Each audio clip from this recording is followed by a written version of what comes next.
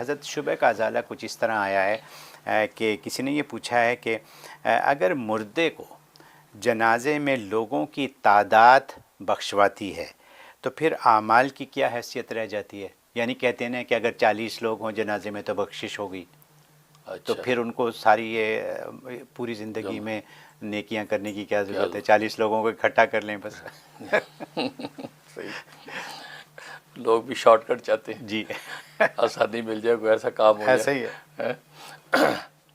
تو بھئی اگر یہ بات ہے تو بخشوانے کے لیے تو عمل بھی ضامن نہیں ہے، بخشی تو عمل سے بھی ممکن نہیں۔ بالکل ٹھیک۔ اور یہ نبی کریم صلی اللہ علیہ وسلم کا ارشاد ہے، خود آپ کا ارشاد ہے کہ کوئی بھی شخص اپنے عمل سے نہیں بخشا جائے گا۔ اب بتائیے پھر آپ عمل بھی چھوڑ دیں گے، کہاں گئے؟ بخشی تو فضل سے ہوگی، فضل سے ہو، اللہ کے فضل سے۔ بخشی تو آپ کے عمل سے بھی نہیں ہوگی، کیا مطلب؟ عمل بھی چھوڑ دیں۔ خود نبی کریم صلی اللہ علیہ وسلم نے ارشاد فرمایا کہ کسی بھی شخص کی بخشش عمل سے نہیں ہوگی۔ تو حضرت عائشہ صدیقہ رضی اللہ تعالیٰ عنہ نے عرض کی، یا رسول اللہ آپ کی بھی ہے؟ فرمایا کہ ہاں، الا ان یتغمدین اللہ رحمتہ، الا یہ کہ اللہ کی رحمت مجھے ڈھانپ لے، یعنی میری بخشش بھی عمل سے نہیں، اللہ کے فضل سے ہی ہے۔ اب بتاؤ، بات تو وہاں چلی گئی۔ تو اب آپ کل کو کہیں گے جی جب اللہ کے فضل سے ہی ہونی ہے تو پھر نماز روزے کی کیا ضرورت ہے؟ جی ہاں۔ اس کی بڑی اچھی مثال حضرت حکیم الامت مولانا اشرف علی تھانوی رحمہ اللہ تعالیٰ نے دی ہے۔ جی۔ فرمایا کہ عمل اور فضل کا کیا یعنی آپس میں جو ہے وہ رشتہ ہے۔ فرمایا چھوٹا معصوم بچہ روتا ہے بھوک سے، وائیں وائیں وائیں رو رہا ہے، تو ماں جو اس کو روتے کو دیکھ کے اٹھا کے جلدی سے چھاتی دے دیتی ہے۔ جی۔ جیسے چھاتی دیتی ہے تو وہ رونا بند، اس کی بھوک مٹ گئی نا۔ اب وہ بچہ بھوک کے لیے رو رہا ہے، ٹھیک، تو وہ جو بھوک اس کی رونے سے نہیں مٹی، ماں کی چھاتی دینے سے مٹی نا، دودھ پلانے سے مٹی، رونے سے نہیں مٹی۔ لیکن وہ رونا سبب بننا اس کے دودھ پلانے کا۔ جی۔ اگر جو بچہ روئے نا تو ماں جھانکے گی، سو رہا ہے، چلو کوئی نہیں، 2-4 اور کام نپٹا، ابھی نہیں سو رہا ہے، تو مطلب اس کو تو دوپہر تک دودھ ہی نہیں پلائے گی۔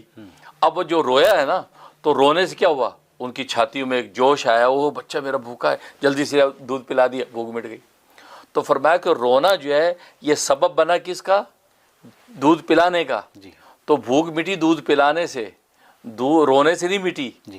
لیکن دودھ پلانا عمل میں کیوں آیا؟ رونے سے۔ جی۔ اگر نہ روتا تو یہ دودھ پلانا عمل میں نہ آتا۔ جی۔ بالکل اسی طریقے سے بندے کے عمل کی مثال بچے کا رونا ہے، جی۔ اور اللہ کے فضل کا متوجہ ہونا گویا کہ ماں کا دودھ پلانا ہے، ٹھیک۔ تو جب بندہ عمل کرتا ہے، کبھی نماز میں، کبھی روزے میں، کبھی سجدے میں، کبھی رکوع میں، کبھی حج پہ لبیک ہے، کبھی بھوکا ہے، کبھی پیاسا ہے، خدا کو پکار، یہ عمل جو کر رہا ہے، یہ سارے اعمال اس کا گویا کہ اللہ کے آگے رونا ہے۔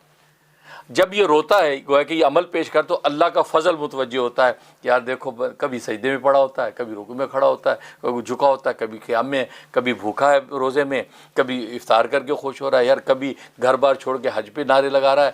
تو اللہ کو اس پہ ایسا رحم آتا ہے، خدا کی رحمت و فضل جوش میں آتا ہے، رحمت کا دروازہ کھلتا ہے، جنت میں داخل ہوتا ہے۔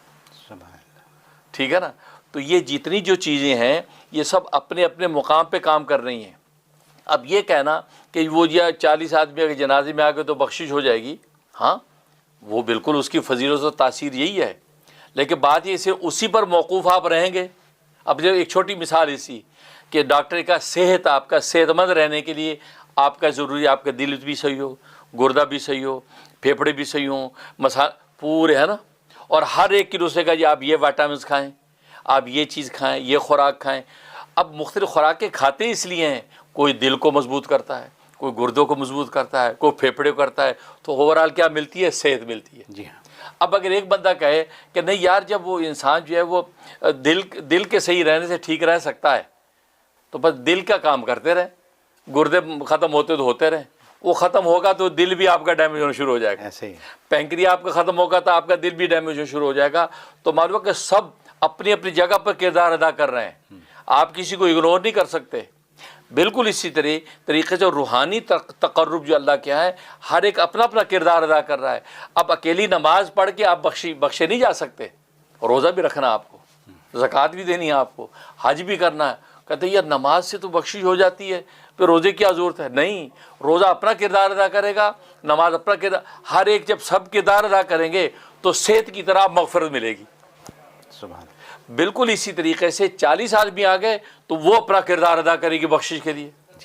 کوئی تلاوتیں کی ہیں تو حدیث میں جیسے آتا ہے 2 صورتیں کل اللہ کے سامنے اللہ سے گویا کہ مناظرت کریں گی، یعنی اللہ سے کہیں گے اللہ میاں یہ بندہ تو یہ 2 صورتیں یعنی ہمیں تلاوت کیا کرتا تھا اور آپ نے ابھی تک اس کی بخشش نہیں کی، اگر آپ نے اس کی بخشش نہیں کی تو پھر ہمیں آپ اپنے کلام سے نکال دیں۔ یعنی یوں ضد کریں گی، ناز کریں گی اللہ پہ۔ اللہ کہے گا نہیں تم تو میری کلام کا حصہ ہی ہو، جیسے بیٹیاں ناز نہیں کرتی باپ سے، تو مجھے وہ کیفیت سامنے آ جاتی ہے، بیٹیاں ناز کر رہی تو ناز کر کے اللہ میاں اگر ہمارے پڑھنے والے کی بخشش نہیں ہوئی تو پھر آپ ہمیں اپنے کلام سے نکالیں یا اس کی بخشش کریں۔ اللہ میں کہے نہیں ٹھہرو ٹھہرو میں اس کی بخشش کرتا ہوں، تم تو میرے کلام کا حصہ ہو، ہے جیسے باپ بچیوں کے تم میری پیاری بیٹی ہو، میری آنکھوں کا نور ہو، ٹھیک ہے جو تم کہتی ہو وہ کرتا ہوں، ہے اللہ میاں اس صورتیں پڑھنے والے کی بخشش کر رہا ہے۔ اب اگر کل کو کہ یار وہ 2 صورتیں پڑھنے والے کی بخشش ہو جاتی ہے تو پھر نماز کی کیا ضرورت ہے، روزے کی کیا ضرورت ہے؟ نہیں بھائی، وہ اپنا کردار ادا کر رہے ہیں۔ کیونکہ ایک بات یاد رکھیں، عمل کی قبولیت پر تو فیصلہ ہونا ہے۔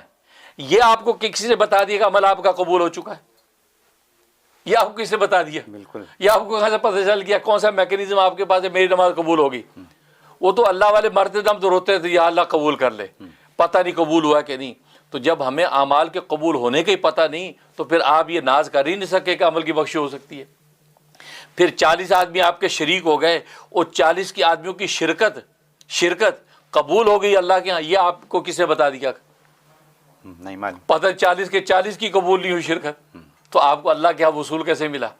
اس کا مطلب یہ ہوا اب بات وہی ہے کہ سب کچھ کرتے رہو بھائی، ہر طرح کے وٹامنس کھاتے رہو، صحت کی ہر اس کے لیے کام آئے، دل بھی مضبوط کرے، گردے مضبوط کریں، یہ نہیں کہ نہیں بھائی ہو گیا سب، نہیں ایسا نہیں۔